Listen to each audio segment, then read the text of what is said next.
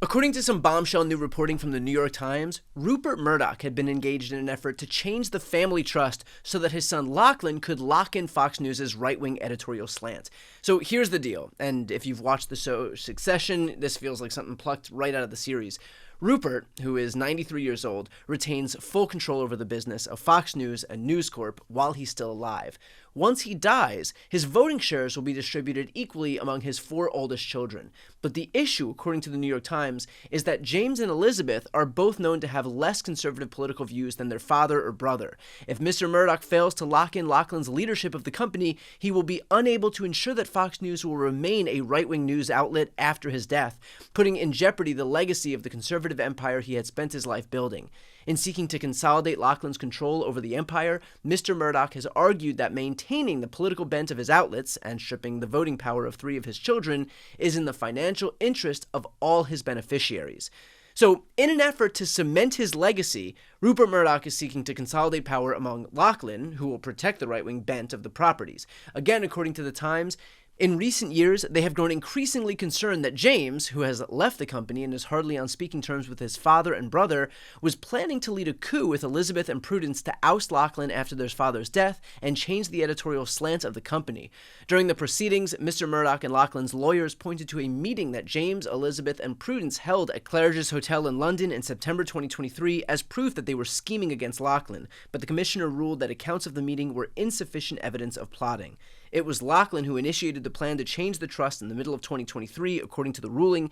His and his father's lawyers and advisors ultimately drew up a blueprint to consolidate Lachlan's leadership by amending the trust. They called it, perhaps too optimistically, the commissioner quipped, Protect Family Harmony. It singled out James as the troublesome beneficiary.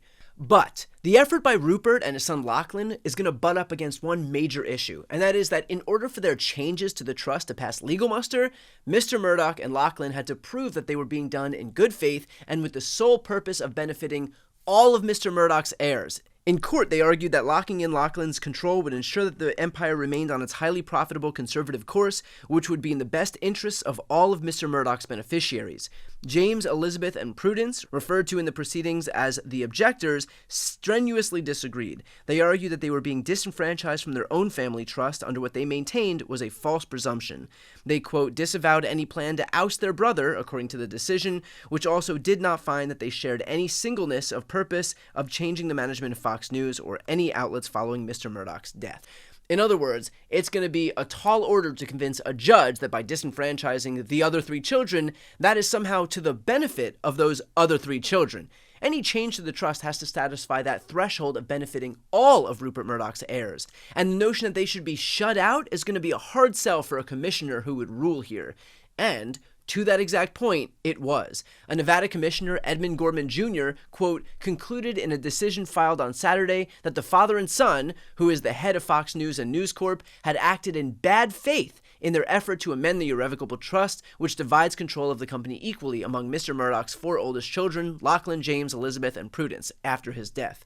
The ruling was, at times, scathing. At one point in his 96-page opinion, Mr. Gorman characterizes the plan to change the trust as a carefully crafted crusade to permanently cement Lachlan Murdoch's executive roles inside the empire, regardless of the impact such control would have over the companies or the beneficiaries of the family trust. Characterizing the effort to change the trust, Mr. Gorman concludes, this effort was an attempt to stack the deck in Lachlan Murdoch's favor after Rupert Murdoch's passing so that his succession would be immutable. The play might have worked, but an evidentiary hearing, like a showdown in a game of poker, is where gamesmanship collides with the facts, and at its conclusion, all the bluffs are called and the cards lay face up. He added, the court, after considering the facts of this case in light of the law, sees the cards for what they are and concludes this raw deal will not, over the signature of this probate commissioner, prevail. So where does this leave us now? As of this moment, Rupert and Lachlan were not successful in squeezing out the other 3 heirs, James, Elizabeth, and Prudence, but a lawyer for Rupert has already said that he intends to appeal, meaning this saga will continue. What could it mean moving forward in the future? If Rupert dies and the voting shares are distributed as they are right now, then it could mean that Lachlan could be outvoted by his own siblings, and that could possibly have an impact on the political bend of Fox News and News Corp, which again also owns the Wall Street Journal, the New York Post, and other major newspapers and TV outlets in Australia and Britain.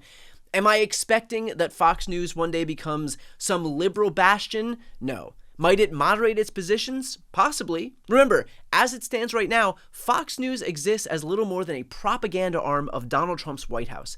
This is a network that was forced to pay out nearly $800 million for lying on Trump's behalf. So the notion that Fox isn't inextricably linked to the political fortunes and agenda of today's far-right Republican Party, the Trump Party, is undermined by the facts right in front of our faces. And so perhaps down the line, there is a world in which a scorched earth approach to propping up the most extreme members of the Republican Party won't be the driving force of Fox or these other News Corp outlets. Am I expecting it? Probably not. But will I acknowledge that there is a world in which this could happen? Sure. But one thing is for sure. It's objectively good news that the plan by Rupert and Lachlan to preclude this from happening is hitting a serious roadblock right now in court. And just like Lachlan and Rupert have legal might behind them, so do the other 3 children who are entitled to equal shares. This is an instance where Rupert is learning that his own family's money and legal power can be a double-edged sword. But in the meantime, while this is certainly an interesting saga, I would implore everybody not to hold out hope for some major editorial change over at Fox. Our focus should be to continue to support independent progressive media as a counterweight to what Fox is doing right now and will continue to do for as long as the foreseeable future is upon us. If we get to a point where Lachlan Murdoch finds himself in the minority among a gaggle of less conservative siblings, then great. But until that moment, our job isn't just to hope for the worst for right-wing media, it is to do the work and build up our answer to it.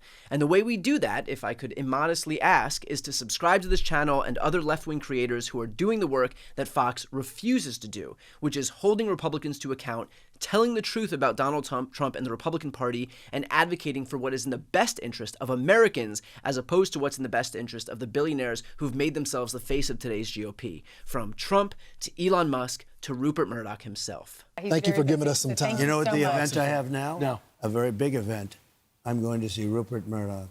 Okay. That's a big event. I don't know if he's thrilled that I say it. Yeah, please tell him we all said thank you. I'm going to tell him something very simple because I can't talk to anybody else about it. Don't put on negative commercials for 21 days. Don't put them. And don't put on their horrible people that come and lie. I'm going to say, Rupert, please do it this way. Right. And then we're going to have a victory because I think everyone wants to have And a you're victory. going to Outkick next. Outkick, It's a great channel that we have with Tyrus. Oh, good. There you go. All right, Mr. President, thank you so much. Thank you very much. Before you go, just a quick note, if you'd like to see more of my content, which is always free of advertising, sponsorships, and paywalls, please make sure to subscribe to this channel using the subscribe button right here on the screen.